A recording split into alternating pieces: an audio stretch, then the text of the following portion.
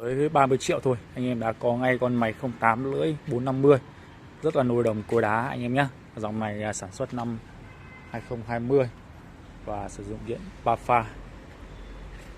Anh em nào có nhu cầu máy cũ thì liên hệ em. Máy thì hiện tại đang ở Hà Nội. Anh em nhìn hệ thống thân bệ rất là rộng, 3 chân rất là to. Hành khách thì lên đời lưỡi cao hơn thì thành lý con máy này.